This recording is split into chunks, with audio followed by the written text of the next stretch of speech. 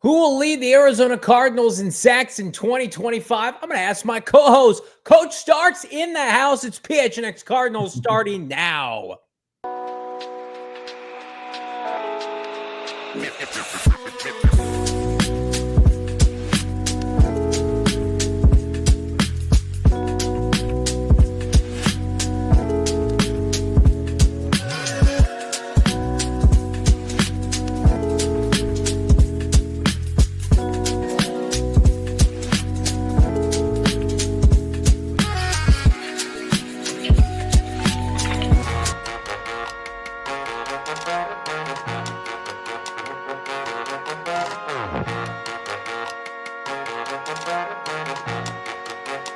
Hey, welcome in. Live from Studio K, presented by our friends at Circle K. It's the PHNX Cardinals podcast, your premier #1 Arizona Cardinal podcast. Like and subscribe. Leave us a 5-star wherever you get your programming. I'm Johnny Venerable, joined by dear friend, supporter of the show, our guy, Coach Starks in the house. My guy making his show debut. How we living in Studio K? We're doing well. You know, it hits a little bit different when you hear the opening when you're in Studio K. So no, sure. I appreciate it. Thanks for having me on. Fired up to have you. We got our man Noah behind the mic today, producing up a storm. He was at Tempe earlier today with the Arizona Cardinals. We've got sights and sounds from OTAs. We're going to hear from JG, Josh Sweat, Greg Dortch. Plus, we've got our exclusive OTA minicamp highlights that we're going to be breaking down later in the show. What's up, everybody in the chat? Drop a like, drop a comment, drop a super chat for our guy, Coach Starks. Find him, CoachStarkHomes.com. Big fan of Coach Starks. Big fan of everybody here in the chat, chopping it up here on a football Wednesday. We don't have too many more of these Wednesdays before training camp kicks off. And I thought, good topic of conversation because we're going to hear from the man himself. Josh Sweat, Coach Starks, signs a big-time contract, the biggest under Monty for this offseason. What are your expectations now for the savvy veteran coming off a Super Bowl championship with the Philadelphia Eagles now in Arizona? I mean, I think first and foremost, we got to get it back to how he was in Philadelphia.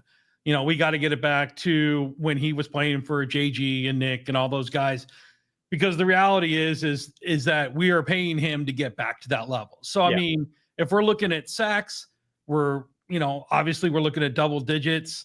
If we're looking at, those QB pressures, which, JG loves to talk about a lot, he wasn't that good last year. So we need to get him back up to having 25, 30 quarterback pressures, because the reality is 16 wasn't great.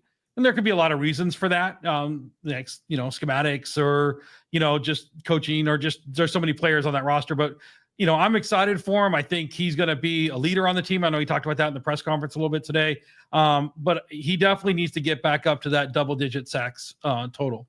Yeah, I mean, they paid him a good amount of money this offseason to do just that. You've got to have an opportunity, if you're Josh Sweat, to be disruptive. We're going to hear from JG on Josh Sweat in just a moment. But I do think that 11 sacks with Gannon 3 years ago, before he took the job in Arizona, that needs to be kind of the baseline. And again, we've had Mike Garofalo on the show before, during free agency, after free agency, echo it's basically a 2-year deal. Most of the guaranteed money for Sweat, who's 28 years old, comes in 2025, 2026.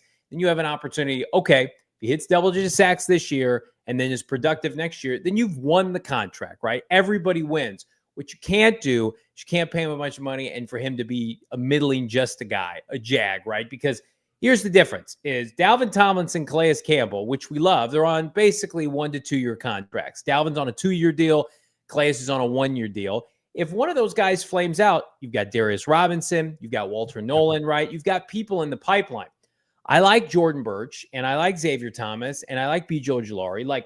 They have not invested a first-round premium pick in a pass rusher. And I don't really think they've had the opportunity to based on where they've drafted. So you look at Josh Sweat, and it's you have to be our bridge to maybe Jordan Birch, who we're going to talk about in a year or so, our bridge to maybe a 2026 first rounder. But they can't get to, Coach, where they want to go defensively. You mentioned Nick Rallis, without having Josh Sweat be disruptive. And by all accounts, looks really good during minicamp. He looks explosive via OTAs. Like he is somebody, during minicamp, he is somebody that they just have not had a presence like that off the edge yet. Well, even in his press conference, he just how dynamic he is and the way he talks and the way just his aura, you can tell, I think is definitely going to help that defense. And I think having more veterans that are going to give him more production, I think Tomlinson, I think that's still a sneaky good pickup. Yeah. I think that D-line is going to help him a little bit, but he's definitely going to need some help on the other side. But I do think they're going to let him loose a little bit, and I think that we'll see him get back to that 10 sack. But like I said, if we can get those QB pressures up into the 30s, I mean, we talked about like Trey Hendrickson, which I would still love to see the Cardinals go after. He led the league with 54. I mean, Josh Sweat was 16. Yeah. So I mean, that is a little bit scary when you start looking at those numbers. But if we can get him back up into like low 30s, I mean, the kid from the Rams, he had 33 last year. So it's not unrealistic for him to get to 30. And knowing that JG loves that stat, if we can get him up to that level, then, like we're going to start to see that defense, at a whole nother level. I just feel like if you ask Josh Sweat to come and like save last year's pass rush, I'm not sure he could have done it.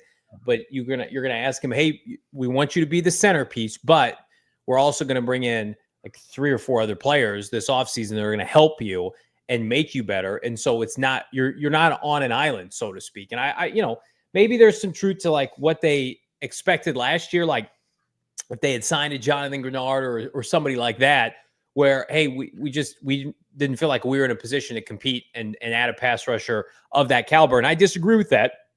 I think they put too many eggs into the B.J. Ojulari basket. I know that's easy to say in hindsight, but check the tape. We were saying it this time last year. And then unfortunately, Darius Robinson went down.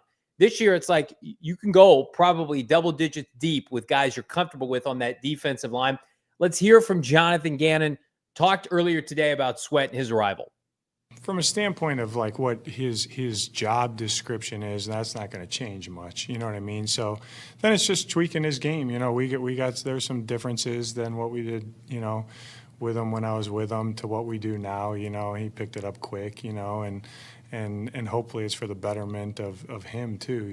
So he's going to be really cool to get going on in camp and games and stuff like that. I know he can impact the game. Which is one of the reasons we signed him. And he's done a great job with, I wouldn't say mentoring, but guys pick his brain, about certain things. And he'll help in that way too, because he's played a lot of ball and he's been successful. So I always say, you want to learn ball, talk to the players, and he's one of those guys that you can talk to, and he gives a different viewpoint than Nick or I or Matt Feeney does. You know what I mean? He's got some viewpoints on things. So he'll help in that way too. It's funny, and he doesn't mention this in the presser, but, we think about the Cardinals and their comfort level for guys who are just steady and good football players. And where I'm going with this is there was concerns about Josh Sweat and his knee coming out of college. I can't remember where he went to school. You guys will have to keep me honest in the chat. And then subsequently never missed a practice in Philadelphia. Consistently plays like 15 plus games a year. I wonder indirectly or directly, and I know Gannon wasn't calling the shots here, but it's like maybe your experience with somebody like that, you like feel more comfortable drafting a Will Johnson, because we hear about like horror shows, guys got a degenerative knee. And then you look around, it's like, well, Miles Jack and these guys, most of these guys play a healthy amount of games. FSU, thank you, Shaft. And so you think about Josh Sweat, and it's like, I wonder if that fueled their decision. Like, yeah, we're just going to draft good football players, and we're not going to pretend to be injury prognosticators. And I feel like Sweat, that gives them a comfort level now, maybe taking some chances on guys. At the end of the day, it's, how long are their contracts? Right. I mean, if we're worried about players, if they're worried about players like 5-6 years down the road, the reality is they may not be here 5-6 years down the road if they don't start getting some better football players. So I agree. And I think having that relationship with Sweat and realizing how his knee is and how he produces, I think absolutely helped them with that evaluation of Will.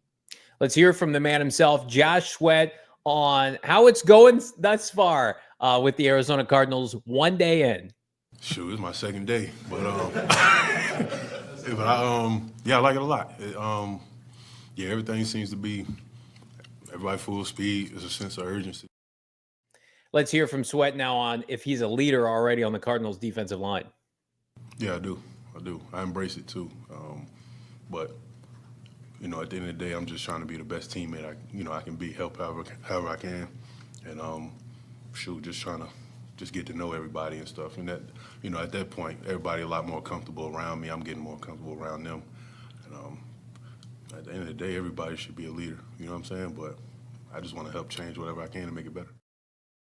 Since 2021, Sweat has played in 16-plus games every single year, and that includes lengthy postseason runs, coach, with Philadelphia. This is his third contract. He signed a modest extension with the Eagles after his rookie deal was done, and you see the kind of player he's become now. And I've always made this comparison, Coach. It's like free agency, and a lot of people do this, like you're paying great money for good players. And I think, and that's not a slight at Josh Sweat, I think that that's what's happening here is the Cardinals were so unproductive at pass rusher that it's like nobody is sitting here on June 11th worried about Josh Sweat's contract. Everybody's breathing a sigh of relief like, well, at least they have Sweat. At least they have a guy that we know on paper could get 8 to 10 sacks with this head coach. I mean, that you would rather be in that spot than preaching about unknown draft picks year after year. Well, I think also you had the cap space. So right. you had the ability to go out and overpay. And we had to. We had to do different things because of drafts and needs and things like that. You know, we went and got Marv. We all wanted to get Marv. We all wanted to hold the line. But by doing that, you know, that gave us, you know, we had to kind of kick that can down the road another year.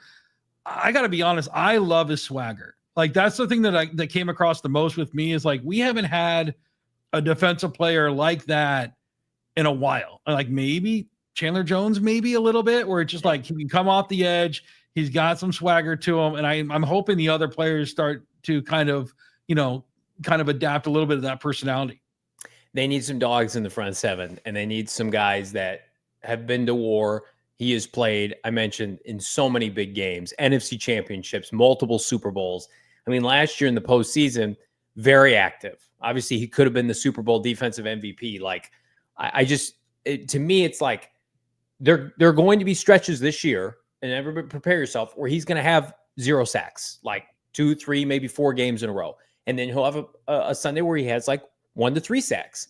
That's the kind of player he is. That's okay because the Cardinals will take what they can get. And then the hope is whomever's playing opposite him, whether it's Baron Browning, Ojulari, Jordan Birch, whomever, Zaven Collins can supplement, and the defensive tackles can supplement, right? So understanding expectations with him. Number one, is he healthy and will he play? That's the most important thing. You can't produce unless you're on the field. And then number two, it's like, okay, we will take probably a sack every 3 games. That's probably what you're going to get. Like he was on our radar all last year, and it was like, I don't know, only 8 sacks. But then you watch his game and you watch the Eagles in the postseason. It's like, okay, I get it now, right? Like I will pay a premium for that.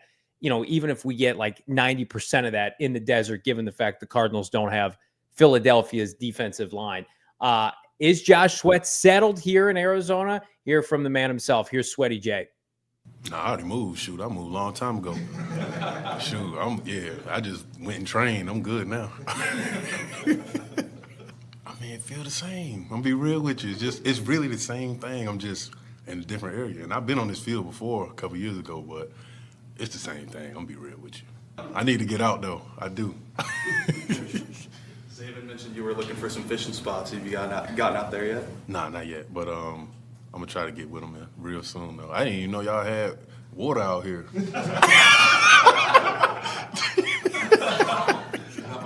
I'm telling you.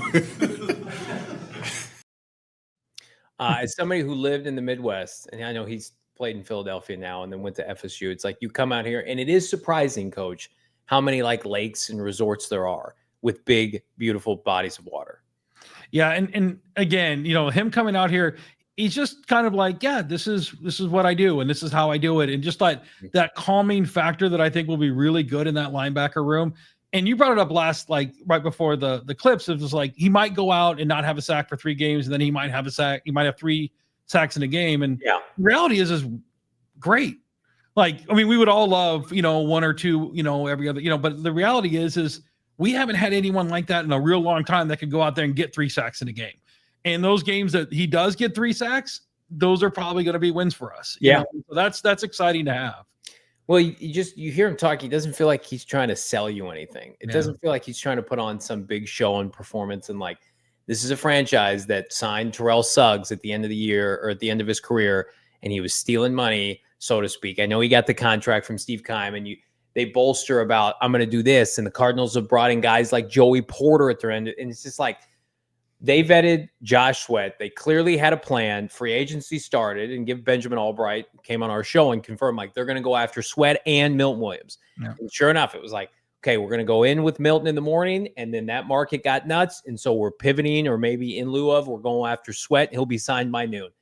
And Garofalo told us like they clearly prioritized him. They gave him more money than anybody else. And that's okay. Like I would rather have this team, as you mentioned it, with a surplus of cap space, go all in and get this guy, then pinch pennies and say, well, that's a little too rich for us. I mean, when you've got teams right now that are going to have to talk themselves into Jadeveon Clowney and Matthew Judon late in their career and Von Miller, it's like that would have been the Cardinals. That would have been this show every day this summer. It's like, who are the Cardinals going to sign? Who can we try and turn into the next Dwight Freeney? It's like, you've got a guy now, could have been the Super Bowl MVP defensively, 28 years old. Like, you feel like you're in good shape. How do the Cardinals feel about the rest of the pass rush? Coach and I are going to talk who will lead the Arizona Cardinals in sacks, plus more from JG, and hear from our guy, Greg Dortch. That's coming up. It's PHNX Cardinals.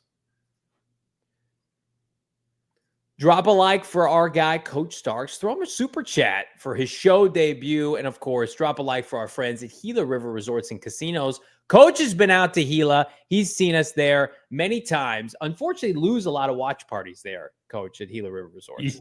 Almost all of them, actually.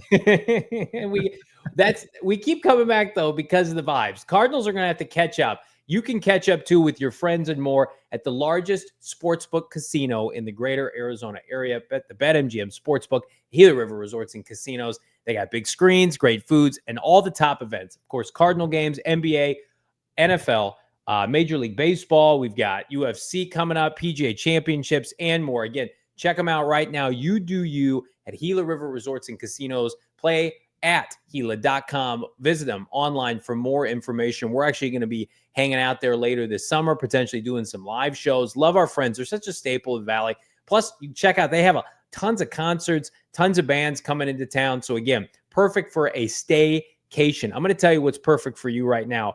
Check out our friends at VME. It's the first peer-to-peer betting app. I was on it the other day. It's fantastic. Our Discord members know about it. There's finally an app where you can bet with anyone, anywhere, anytime.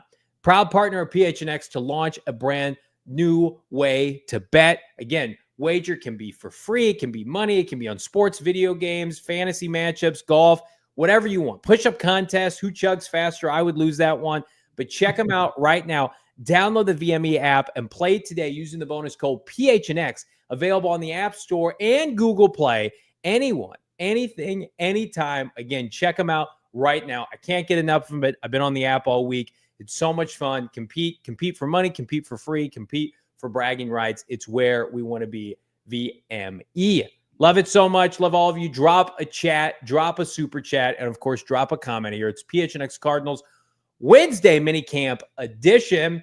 And let's open it up to conversation, Coach Stark. So if I had to pressure you now, knowing what the Cardinals have done defensively this offseason, who would you say leads the team in sacks in 2025?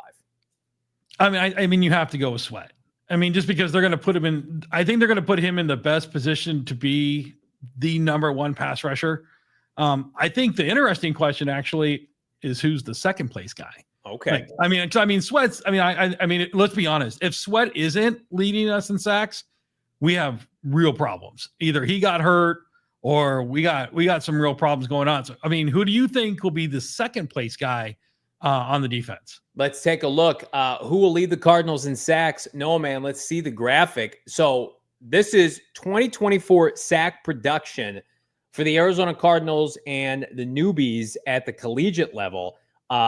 Sweat, coincidentally, not the leader in sacks based off a year ago. That goes to Jordan Birch, 8.5 sacks, albeit for Oregon in the Big Ten.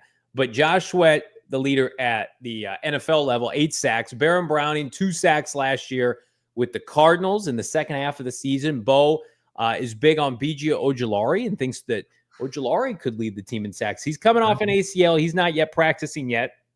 Zaven Collins led the team last year, I believe, with 5 sacks. Darius Robinson, up and down, injured, 1 sack last year. Calais Campbell, 5 sacks for Miami. Dalvin Tomlinson, 3 sacks, I believe, for the Cleveland Browns. And then how about a sneaky pick? Walter Nolen, the 16th overall selection, 6.5 sacks last year in the SEC. I mean, I'm with Coach in agreement. Josh Sweat, to me, like, he has to lead the team in sacks. And in my opinion, it needs to be approaching double digits. Like that's where we got to be playing. We got to be playing in the sandbox, Coach, of 10 to 12 sacks, productive. Cardinals, you figure, be playing with a lead. They're going to be playing a lot of up and down quarterbacks this year, a lot of guys who can't move. That, to me, feels like a pretty good bet. So then number 2, if you were asking me surface level, man, it's hard for me to get on board with Bo and say BJ Ojulari because I haven't seen him yet. Hasn't been healthy. I will go off the beaten path. I'm going to say Darius Robinson. I think Darius Robinson, who was a sack artist, very productive in the the SEC at Missouri, somebody who is not, attuned to not sacking the quarterback, not unfamiliar with sacking the quarterback. I think he has a chance to hit 7 or 8 sacks this year. I think that would be good enough. The goal is for everybody on this list, though, to have 3 to 5 minimum and have it be spread out. Because you're talking about, like we mentioned earlier, 8 to 9 guys on this list right now. You feel comfortable with all these guys being contributors, Coach, in 2025? Yeah, I got to be honest. I did not realize Calais Campbell had 5 sacks last year. So I'm like, that's still remarkably impressive. Unbelievable. Yeah. I agree with you though, but like this could be the best part about this defense is Sweat is the number 1, but like you could have Browning could get you a sack here or there, Zaven. I know, JG talked about him today and how much he's improving on this and that. And, we'll have to see it. I agree with you. I think Robinson probably has maybe the second most, but again, I'm a big Tomlinson guy. Yeah. I mean, just looking at some of his stuff in minicamp, like he is a huge man. Mm-hmm. And I think if Darius does have the second most amount of sacks, I think you can attribute that to Tomlinson, either taking up double teams or just creating space for him. I think that D line has the potential, and with Darius, you can move him around a little bit. So that helps him a little bit. He doesn't have to play in the interior. He can slide to the outside a little bit. So, but I again, there's a lot of people that should get 3 to 4. And if that's the case, then we're in a pretty good spot. Who is good? Like the right question, the term of phrase probably should be closer. Who is going to help close games out? And Rebel Leader, I agree with you, for the Arizona Cardinals. Sweat has to be a part of that group. Who else is a part of that group, in my opinion? I think it's Darius and Walter Nolen. I think it's the young guys, especially when it's playoff time. Walter Nolen's not considered a rookie anymore. And it's like, get him out there. Darius had 8.5 sacks, by the way, in his last year at the collegiate level. So I think part of the reason you signed Calais and Dalvin Tomlinson is to be good players for you and to be stalwarts and to be leaders, right, in the locker room and mentors. But it's also to get you to a point where these rookies can take the baton eventually, or not supplant them, but, take some of the load off their plate. Walter Nolen, hopefully, is going to be a better football player in the month of December than he is the month of August. That just comes with playing. As Gannon has mentioned time and time again, you get better playing football. And so to me, it's the Cardinals were 6-4 last year and had everything in front of them. And then over the course of those last 7 games, Coach, we saw it. Offense sputtered, and the defense could not get home. They couldn't get home against Sam Darnold, Geno Smith twice. That was ugly. Bryce Young. Those were games that decided their fate, and that defensive line just couldn't win one-on-one. That can't happen this year.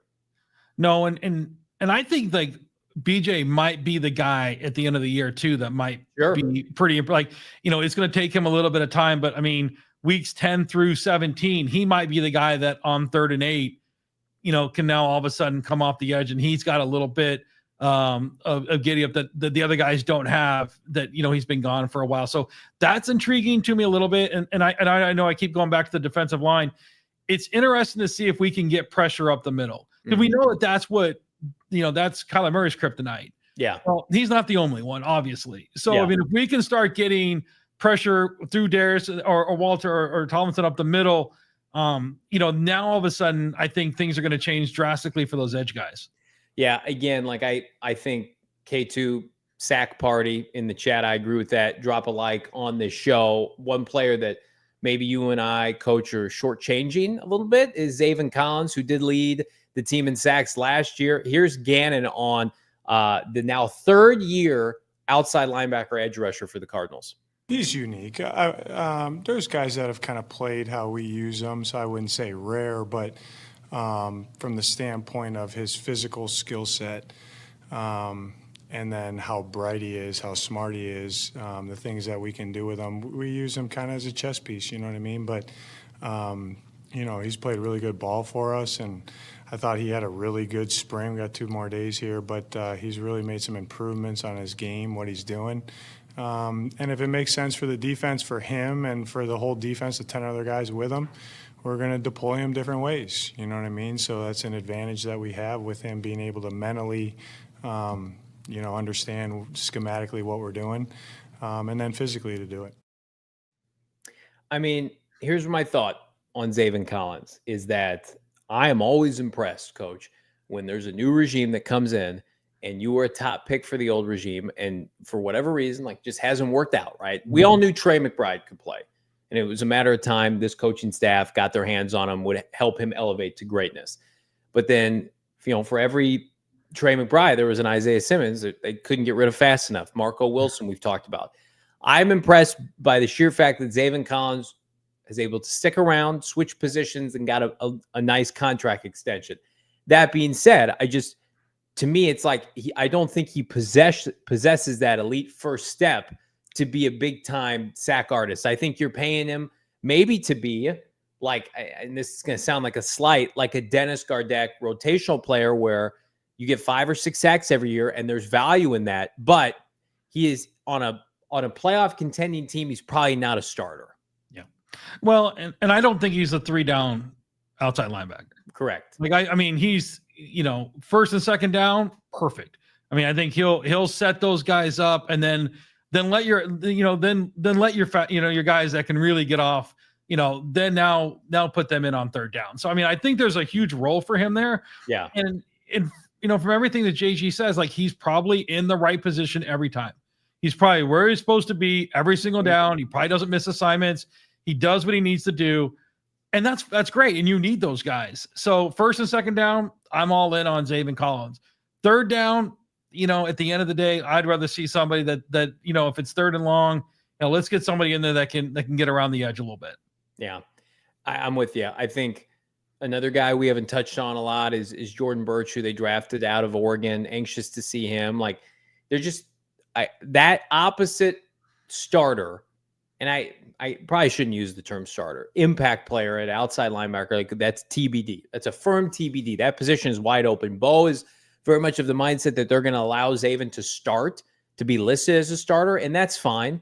But it's like, who is going to help close games? Who's going to have the robust box score opposite Josh Sweat? And I think if you're Ojulari, if you're Birch, if you're Xavier Thomas, if you're Baron Browning, who we haven't touched on a ton, like, it's open season. Go help yourself. Make yourself a lot of money. And that's where, if I'm an Arizona Cardinal young player, a youthful player, it's like, I've got all the tools in front of me, competitive team, loaded defense, and top shelf coaching with Gannon and Rollis. Like, there's an avenue for me to carve out a role significantly. And speaking of that, we turn our attention from the defensive line coach to the secondary.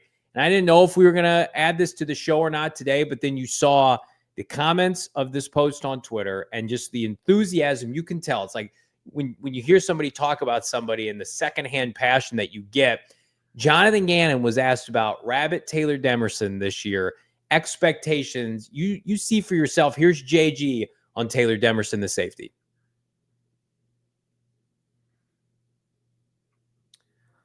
Not sure if this video has audio or not. We'll get that situated here. Taylor-Demerson, obviously a 4th-round pick last year for the Arizona Cardinals. Here, we'll do a quick story time here. So we were at Coach the NFL Combine this year, and we were walking, and Gannon and Rollis were walking the opposite direction. We had a chance to connect with them for about 10 minutes. And I asked about Taylor-Demerson to both guys, and you could just tell their faces lit up, because not only is that a position of need long-term, Jalen Thompson's contract year, Budda Baker's almost 30 years old, but that's the position that Gannon, of course, played at Louisville. They have been safety savants, if you will, like guys like Reed Blankenship. Think about all those DBs that got paid off of that Super Bowl runner-up team for Gannon a couple years ago. Like, in a perfect world, based on what you've seen, how much does Taylor-Demerson play this year for the Cardinals defense? I'm a huge fan of his, actually. And I was okay with like them getting rid of Thompson a little bit. Yeah. And getting off that salary. They didn't need to. So, I mean, at the end of the day, now we're in a position where if one of them gets hurt, God forbid, then we can slide the other one in. So we have some flexibility there. Here's my thing on the safeties. Yeah. Budda is not great when it comes against the pass anymore. I mean, we all know that he's an in-the-box safety, but he's great. He's great at that. He's a great leader. Glad that we re-signed him. Yeah. But as far as Jalen goes, like, he wasn't great against the pass either. Mm-hmm. And so I think Rabbit is that he's going to fill that void back there where he's a ball hawk back there. And I mean, I'm okay with almost 35% of the plays back there. I mean, they're going to be creative with them. I can see them going 3 safeties at times. But I think he's the heir apparent back there for sure. And you hit the nail on the head. Jalen Thompson supposedly had an ankle injury last year. And again, I don't want to knock a guy when he was hurt. I think that impacted his play, and he's only 26. Taylor-Demerson, though, that's what he's known for. So if Jalen Thompson can't cover this year, okay, let's jump to that conclusion. Then to your point, what is the value that he brings? Because Budda has that other role locked up, or enforcer, line of scrimmage. I don't like to use the term like rah-rah guy. He's their emotional leader. He's a cobra at the line of scrimmage. He tackles running backs. That's his job. So the Cardinals need a center fielder. And Jalen did a really nice job of that in 2023. He had 5 sacks, led the team. 5 interceptions. Taylor-Demerson, if there's an opportunity, we'll take that from Jalen Thompson. Taylor-Demerson last year was one of the highest rated in limited play PFF rookies. Had a coverage grade over 70, had a run defense over 80. I mean, and he pops off the screen. And this is what I've said time and time again. It's like some guys, you don't need to look at the box score or the metrics or PFF. When you watch them play, it's like, this guy's a big time player. So he is going to force his way onto the field. Noah, man, do we have that clip? Do we want to try that again? In about 4 seconds. Well, I'm excited to see Taylor-Demerson because, unfortunately for him, is that he was playing behind 2 studs last year, 2 guys that have, ingratiated themselves in this locker room, have a ton of credibility. And now, he's got to make, he doesn't have a situation like the pass rush where it was like, give us anybody. We need people. He was one of their most talented rookies that didn't have a chance to see the field. Let's check in with Gannon now on Rabbit Taylor-Demerson. About 4 more seconds.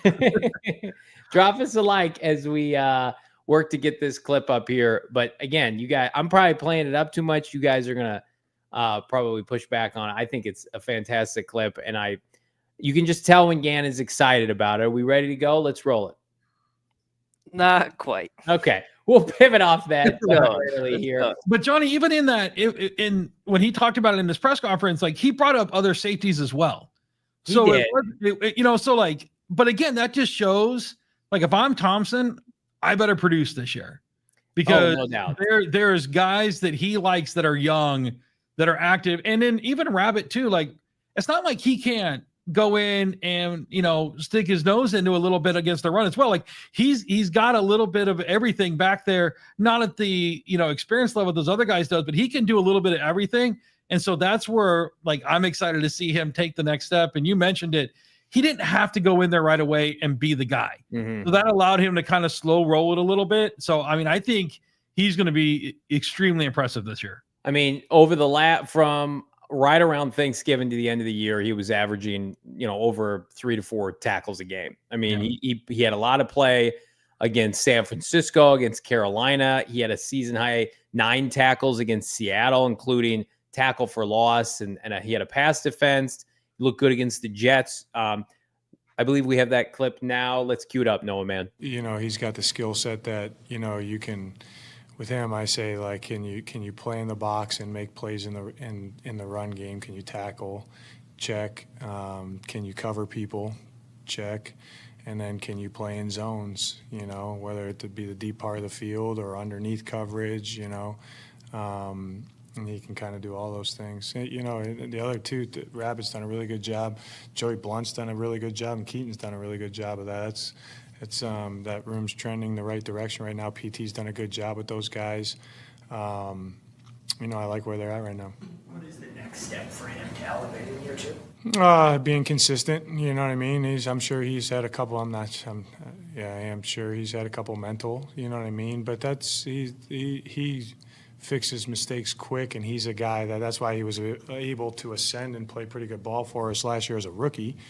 He doesn't really make the same mistake twice. So he makes a mistake, he corrects it, and doesn't make it again. So that's cool. And I talked about it with him too. Like he wears a lot of hats on game day, meaning that, last year he was the next safety in, which strong and free safety, in my opinion, they're mirrored, but they are a little bit different.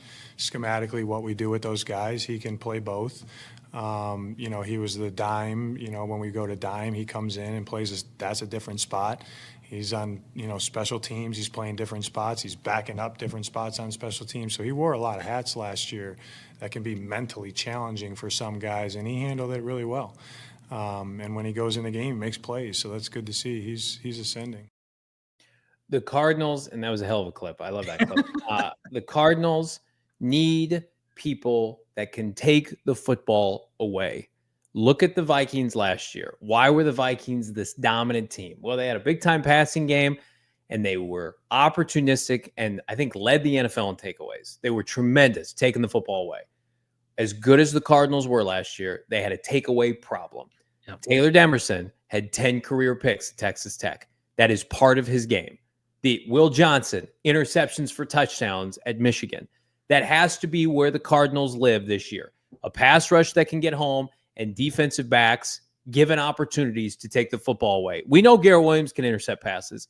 Now it's time for the rest of that group to basically, meet him at face value here, because the Cardinals cannot afford to be a defense that, yes, they're productive in certain areas and they have, a low points per game, but you win the NFL by taking the football away and not turning the football over offensively, Coach.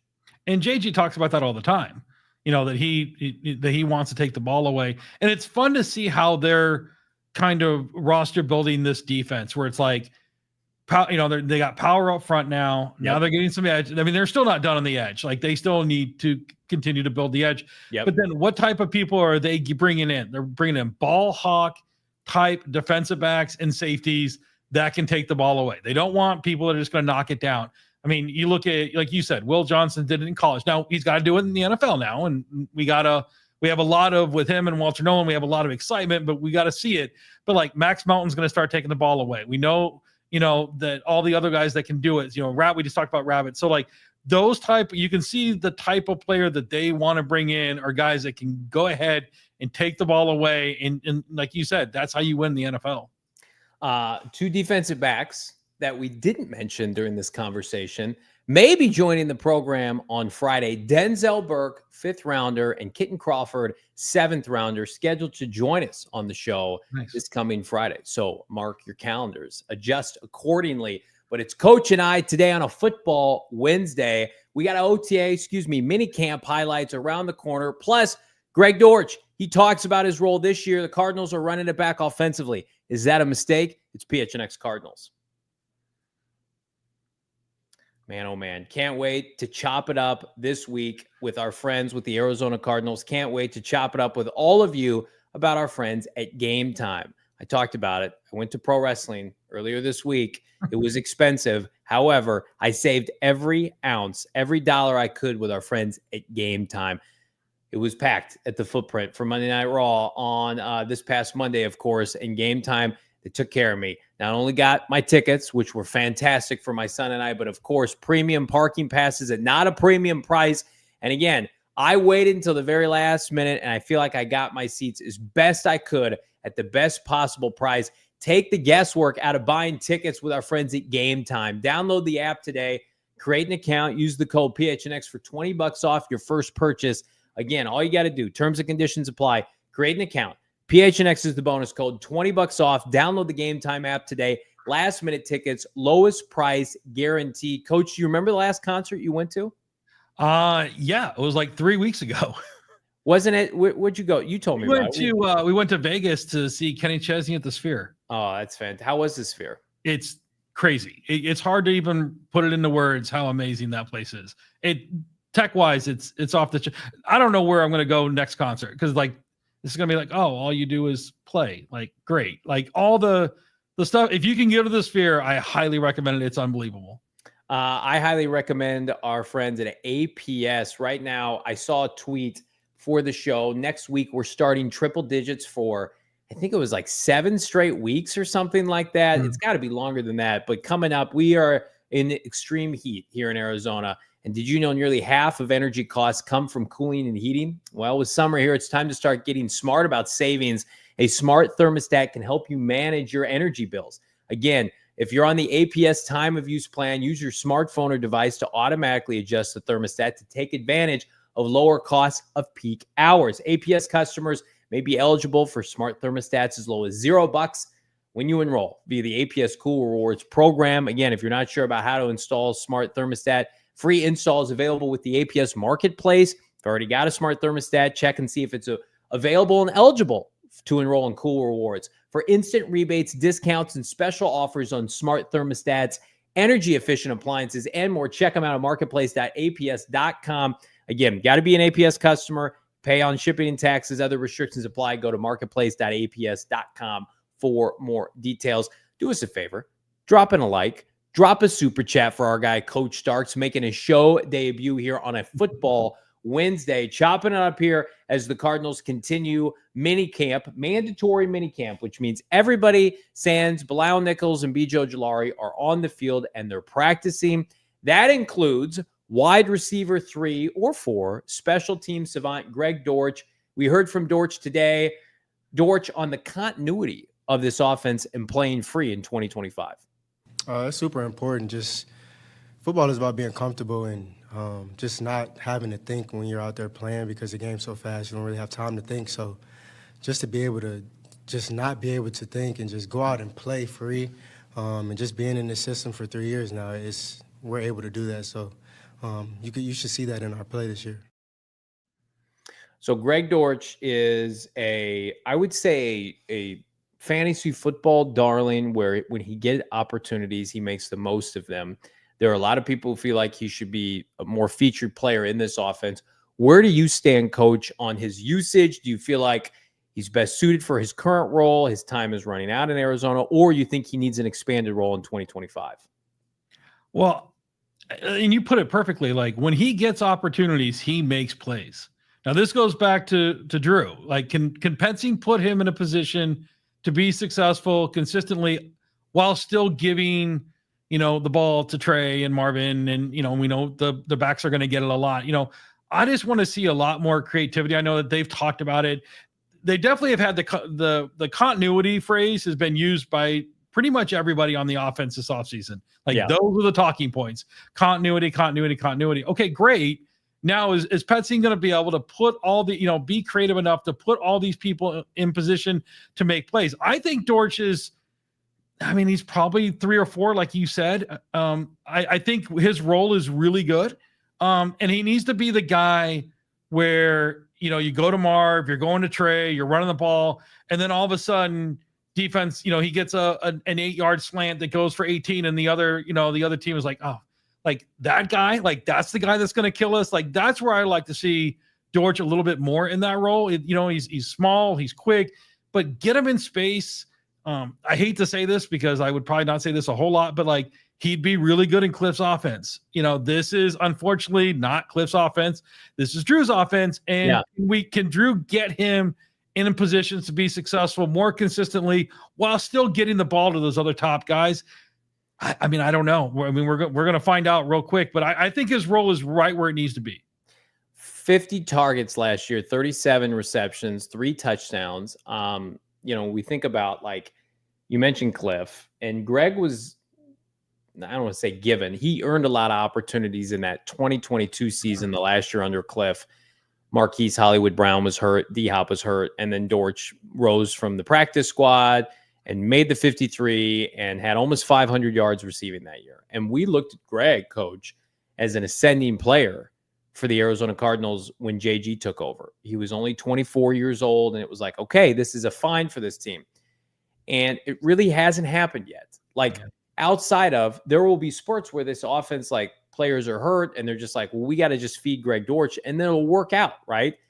But he is not the kind of receiver, fair or not, that Drew Petzing wants to have in this offense. Like, they have to be forced to use him offensively because of his size. They prefer big, physical, and that's a shot at Greg that I don't mean to take. Greg is physical, but they want people that are built over 6 foot, that have length, that have elite athleticism for their size, height, weight, and speed combo. They love the RAS guys.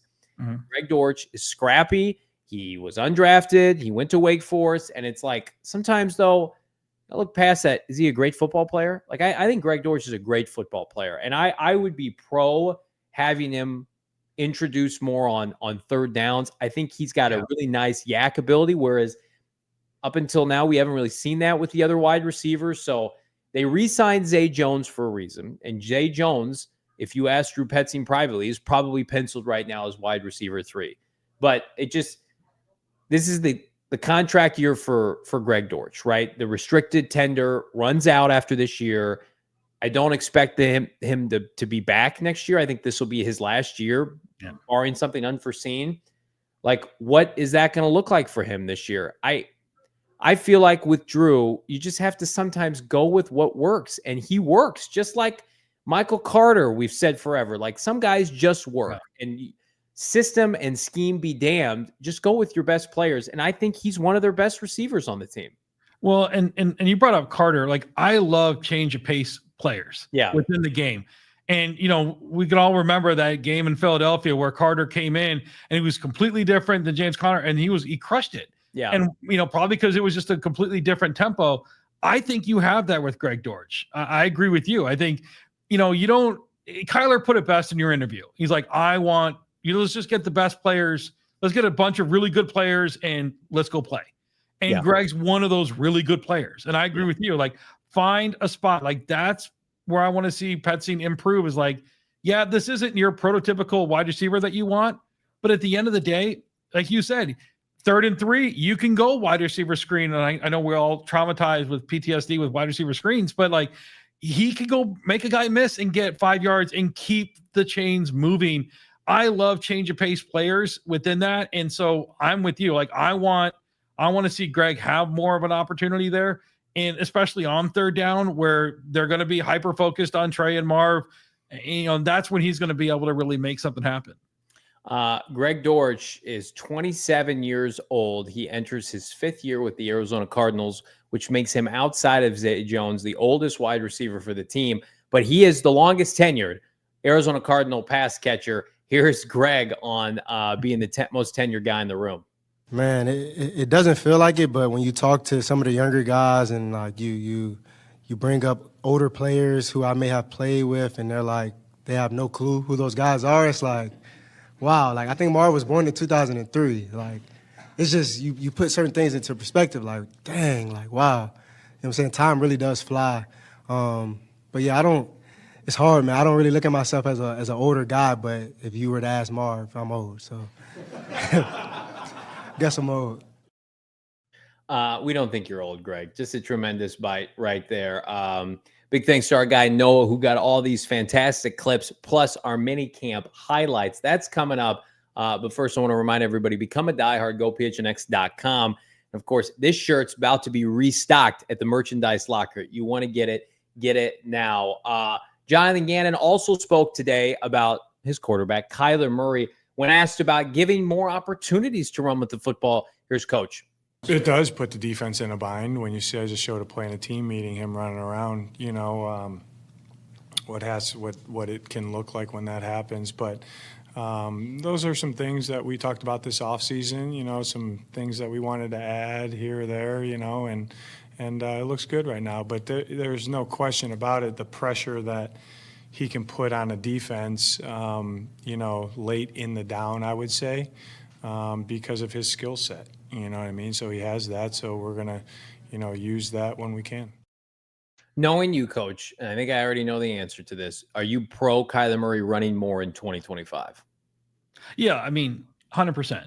Because let's be honest, if he came out in the draft and he was not a dual threat quarterback, he's not drafted one. Right. That's the reality of it. So for him to optimize his ability and to get the most out of his ability, he has to run. And where I want to see Kyler really improve, and he did this in his rookie year, and then he got hurt, is I want to see him step up in the pocket and then scramble up the middle. And he did do that.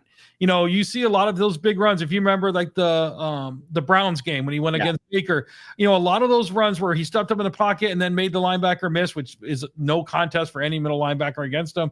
And then he's gone for 20, 30 yards. And that's where I want to see him actually improve. And we all know he can go around the outside, and if they want to boot him out there and change the pocket, and that's we're all rooting for that.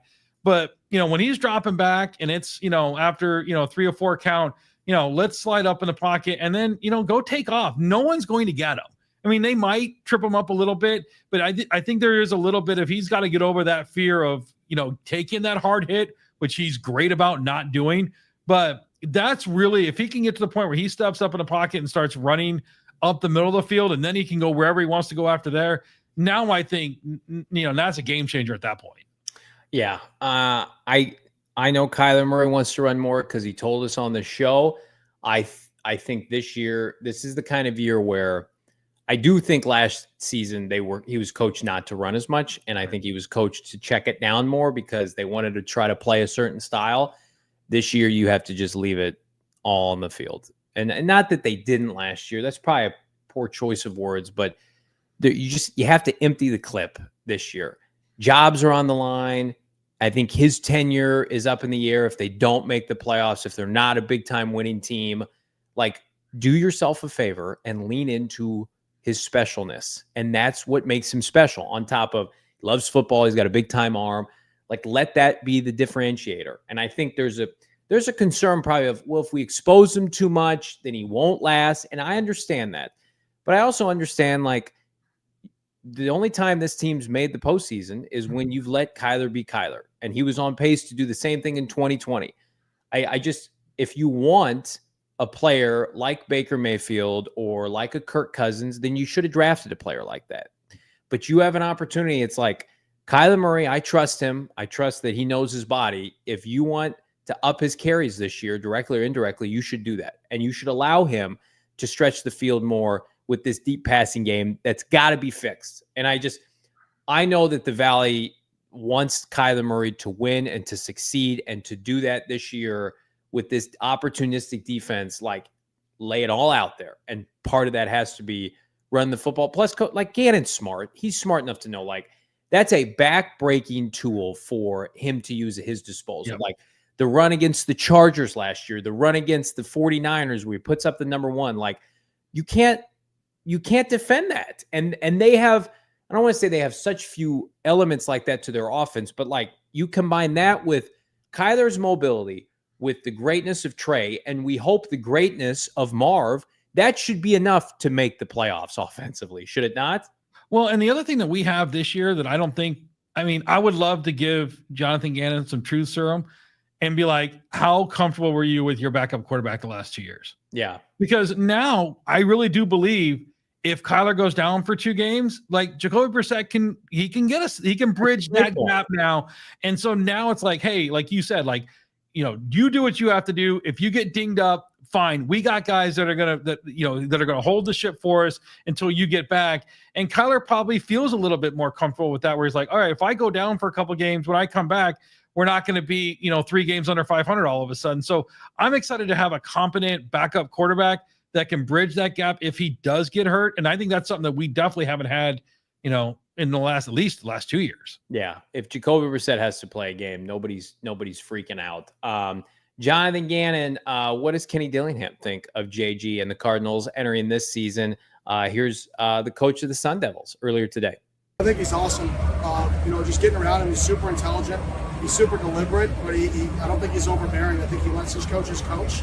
He gives his advice when he feels like it's needed, and he's convicted on things. And I think anytime you're convicted in what you do or what you believe in and your plan, I think that's how you become successful. I think from the first time I met him until now, his plan has stayed the same to win.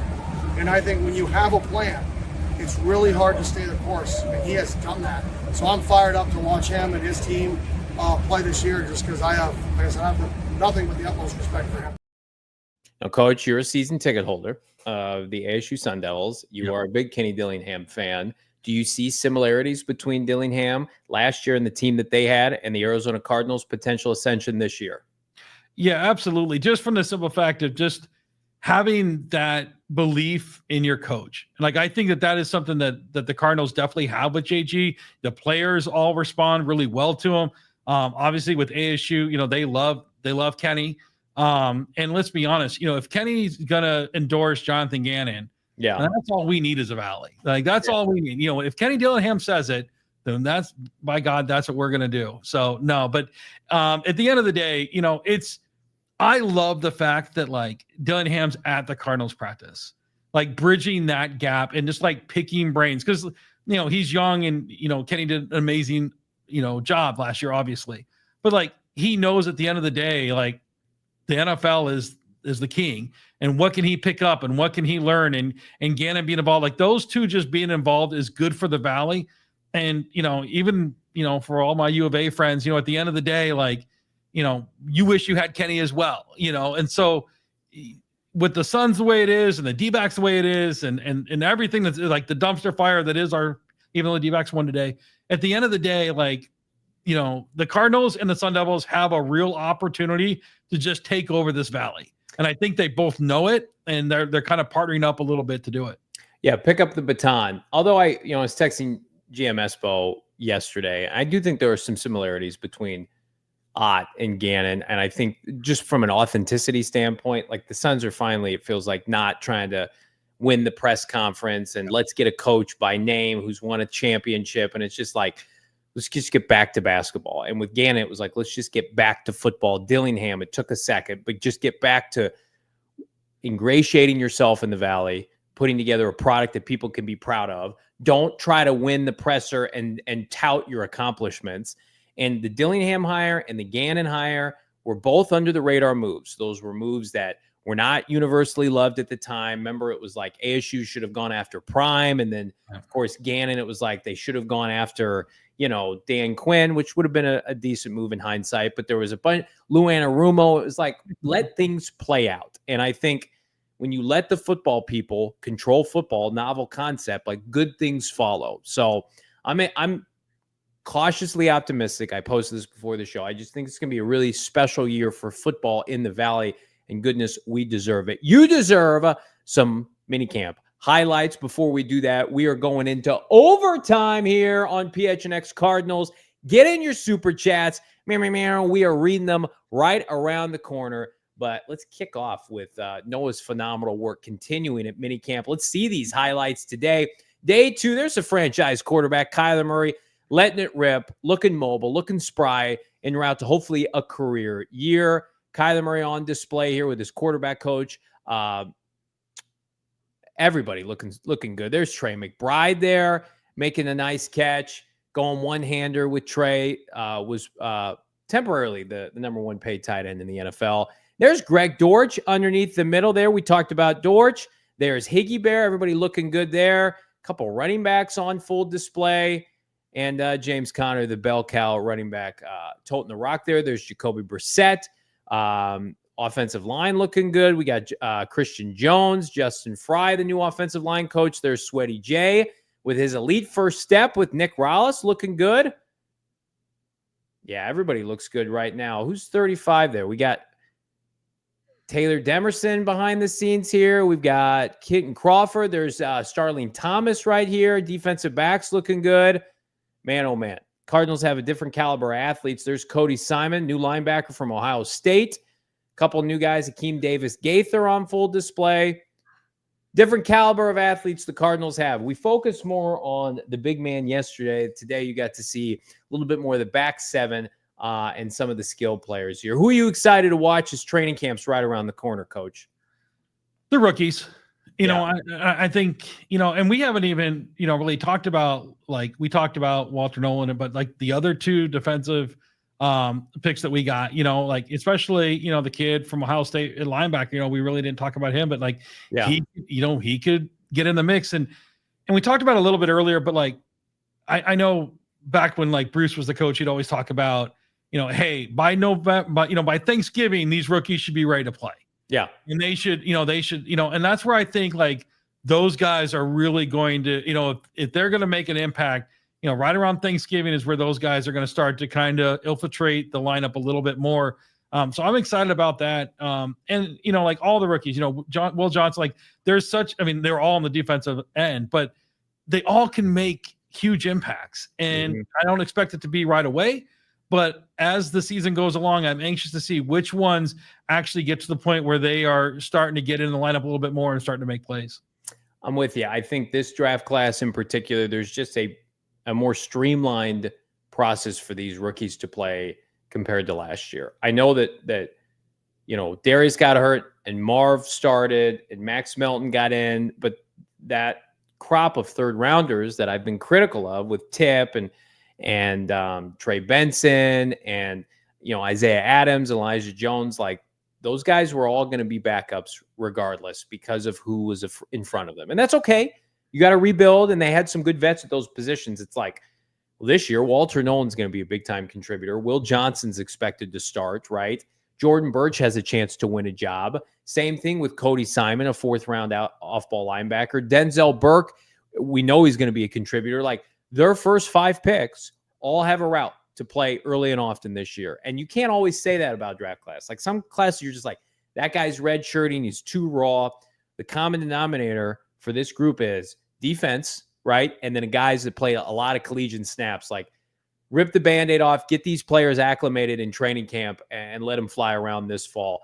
Drop a like, drop a super chat. We're diving into the super chats now with Coach Starks here on a football Wednesday, kicking things off. How about Ray? $4.99. Appreciate you, Ray.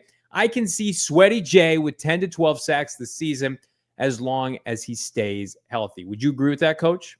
I do, yeah. And I think the fact that our defensive line will put us in more third and longs will give him more opportunities. Yeah, I mean, I would not be shocked if he got 13, 14 sacks this year. I mean, it's not unheard of to do that, and he's definitely going to be put in position to do that. I also think you brought up a great point is he was an ascending player for Gannon, and he had 11 sacks that year. And then what happened? They basically were caught with their pants down, did not have an heir apparent after Rallis bailed with Gannon, and they kind of had to go internal. They hired the guy, you know, the year after JG was there. I think it was the DB coach, like fired him or demoted him during the season. They didn't have a scheme. And then Fangio came in last year, and Fangio's defense did not equip anybody with double-digit sacks. Like, that's not his and his defense was exceptional. Don't get me wrong. But the defense didn't showcase the edge rushers, right? Like, Nolan Smith didn't have double-digit sacks, and none of the defensive tackles did, Milton Williams or whomever.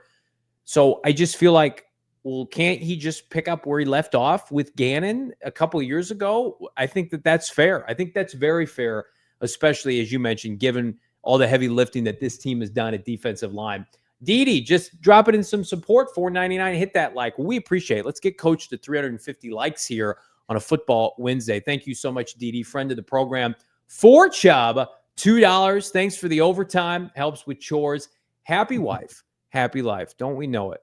For Chubb, we appreciate that. We appreciate everybody today in the chat. Want to remind everybody, check out our friends at Bird Gang Travel. We've got packages, as do they. ready to go for our trip to New Orleans. Week 1, we're going to be there. What say you? Reserve your spot today, birdgangtravel.com. Not only do they have the New Orleans trip, they've got a trip to Dallas and more. So if you're looking to go to a Cards game, we're trying to go to as many as possible this year.